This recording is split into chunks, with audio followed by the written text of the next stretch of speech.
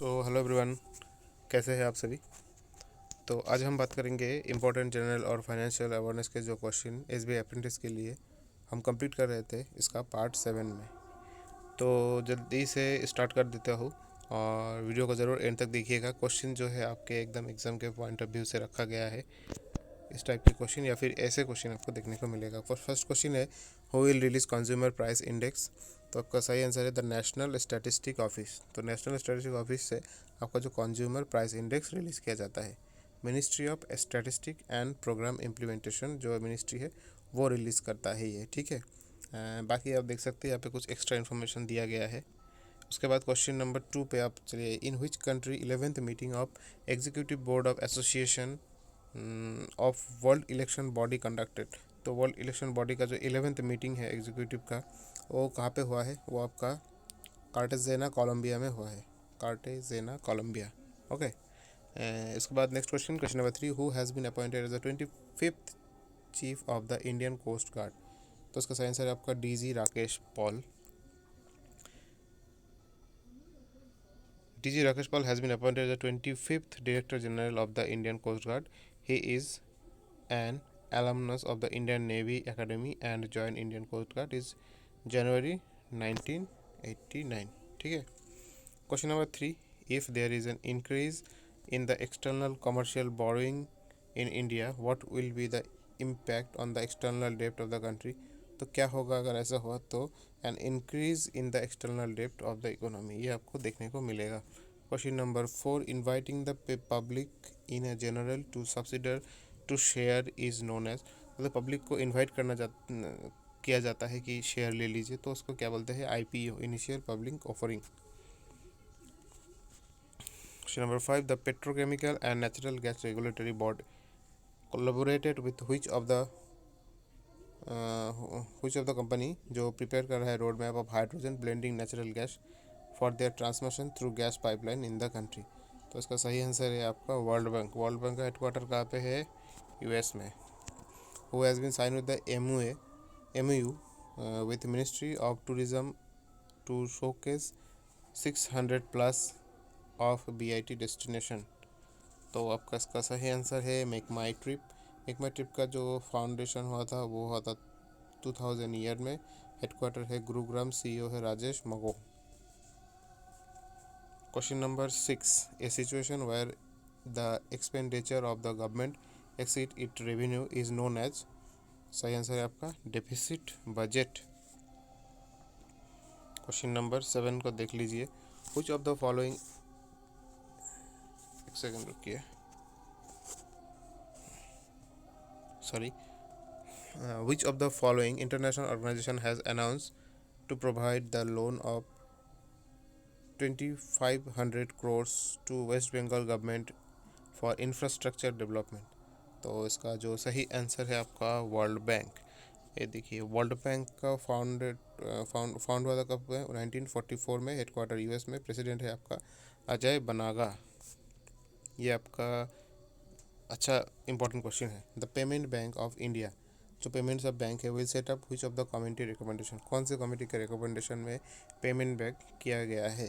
The Nachiket Mor committee के recommendation में किया गया है 2013 में। This committee has also known as the committee of comprehensive financial service for small business and low income household. ये extra information भी आपका काम का है। क्वेश्चन नंबर 8, द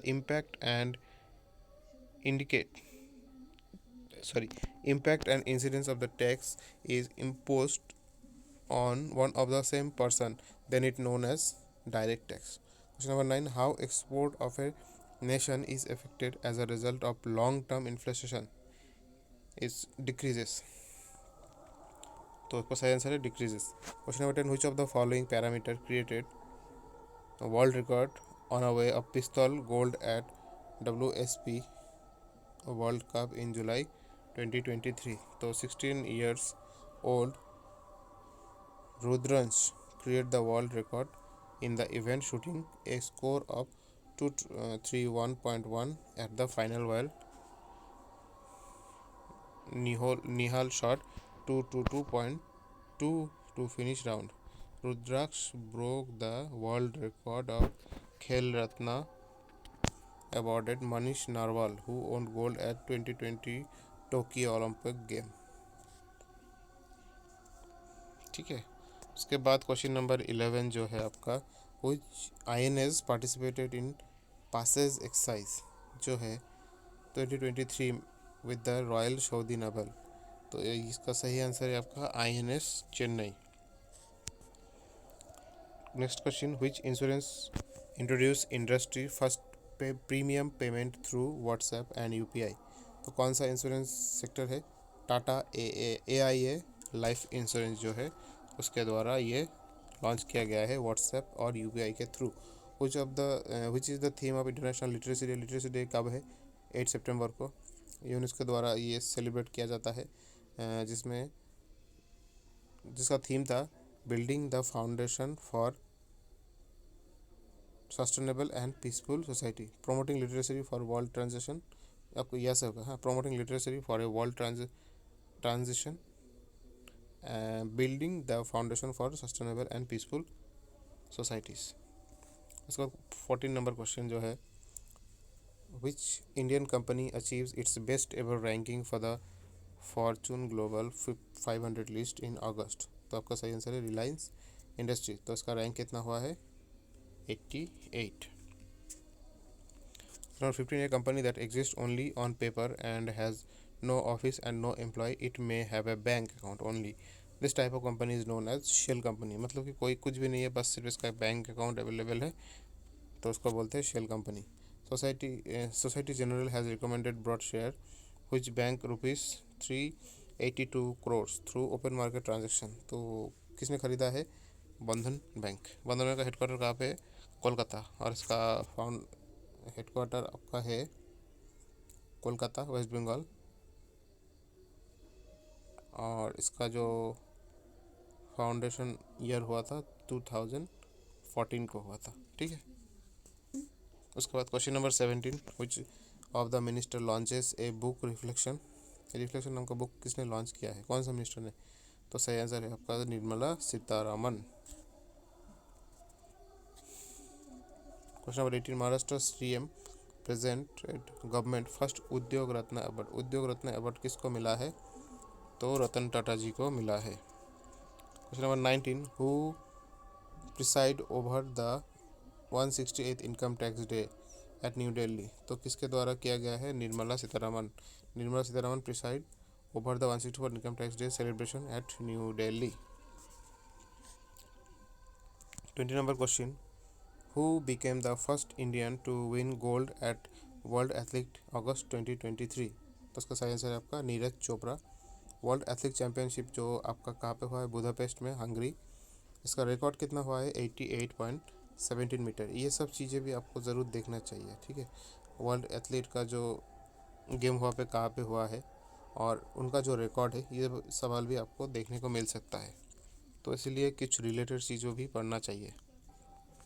प्रधानमंत्री मुद्रा योजना जो है is a flagship scheme for the government to fund the unfunded. What is the full form of Mudra. तो आपका इसका जो क्वेश्चन है, तो मुद्रा का फुल फॉर्म क्या है?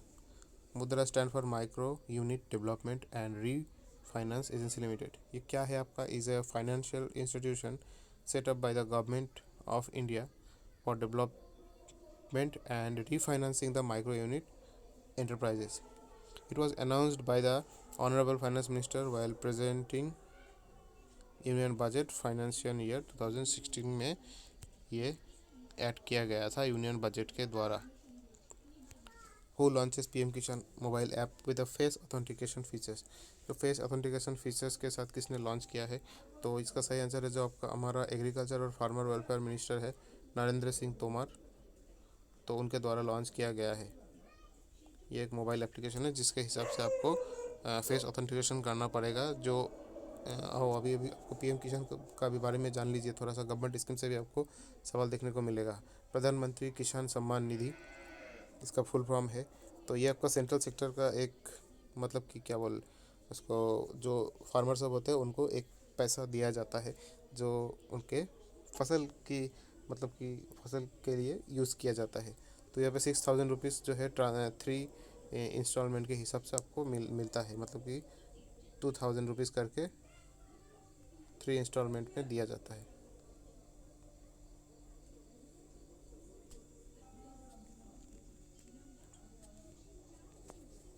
If RBI rises the CRR, okay, cash reserve ratio level, what will be the effect on the economy? Economy में क्या इफेक्ट पड़ेगा? Inflation level will fall down, inflation level जो है उसका वो गिरने लगेगा। What is the position of India at the global gender gap report 2023 according to the world economical forum gap report? तो इसका सही आंसर आपको 127 इंडिया का रैंक है, जिसमें 146 कंट्री ने पार्टिसिपेट किया था। 24 जो आपका क्वेश्चन है एसबीआई से इंपीरियल बैंक ऑफ इंडिया, ये तो सभी को पता है कि इसका जो अर्लियर नेम था ये क्या था? State bank, sorry, state bank का अर्लियर नेम था इंपीरियल बैंक ऑफ इंडिया।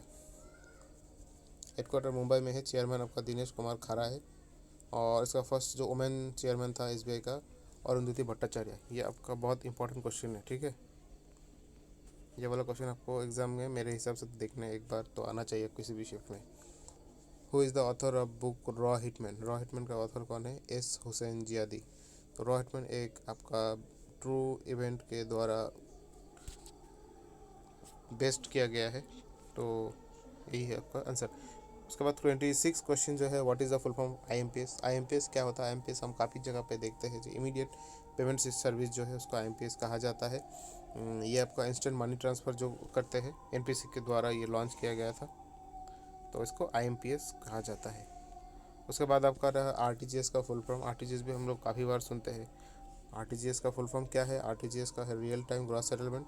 थोड़ा आरटीजीएस के बारे में जान लीजिए। RTGS system is a fund transfer mechanism where transfer of money make places for one bank to another on a real time or gross basis. This is the fastest possible money transfer system through the banking channel.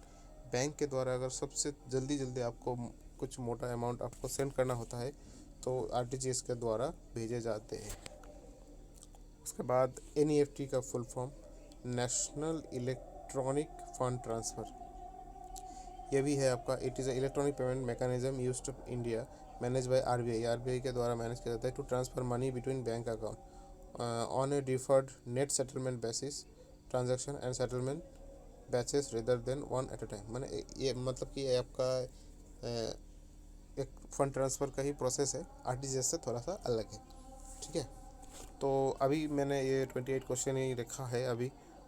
तो आप लोग अगर इस session को आपको अच्छा लगा तो कमेंट सेक्शन में जल्द बताइएगा। आपको मैं दूसरे और भी क्वेश्चन कराऊंगा, ऐसे क्वेश्चन अगर आपको चाहिए, ठीक है। बाकी thank you for watching this video. आपको ये जो सवाल है आपको एग्ज़ाम के पॉइंट ऑफ व्यू से दिया गया है।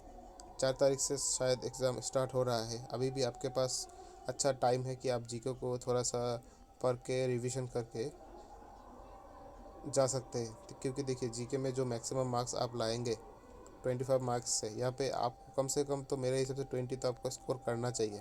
अगर 20 स्कोर करेंगे तो आप काफ़ी सारे स्टूडेंट से पहले पहुँच जाएंगे, ठीक है। जॉब क्या है उसके बाद क्या है वो सब बाद में सोचिएगा, पहले एग्ज़ाम दीजिए, एग्ज़ाम को क्रैक कीजिए, अपने आप अंदर में एक कॉन्फिडेंस आएगा। उस चीज़ की ज़रूरत है सबसे ज़्यादा। एग्ज़ाम तो आपको आगे भी बहुत मिलेगा। एसबीआई क्लर्क का चल रहा है अभी, उसके बाद एलआईसी असिस्टेंट आने वाला है, ठीक है। बाकी ये पीडीएफ आपको टेलीग्राम चैनल में मिल जाएगा, वहाँ से भी डाउनलोड करके आप अपने आप सेल्फ स्टडी भी कर सकते हैं। नोट करने की कोई ज़रूरत नहीं है, अगर आप चाहते हैं तो फिर भी नोट कर सकते हैं, ठीक है। चलिए, थैंक यू एवरीवन। इसके रिगार्डिंग कोई सवाल है तो ज़रूर पूछिएगा, एंड पढ़ाई करते रहिए। ऑल द वेरी बेस्ट, सब अच्छा होगा, ज़्यादा टेंशन मत लीजिए। जीके का जितने भी क्वेश्चन इंपॉर्टेंट है मैं आपको करवाता रहूँगा। बाकी अगर अपने आप हिसाब से भी कुछ करना चाहते तो ज़रूर कीजिएगा, ठीक है। चलिए, थैंक यू एवरीवन।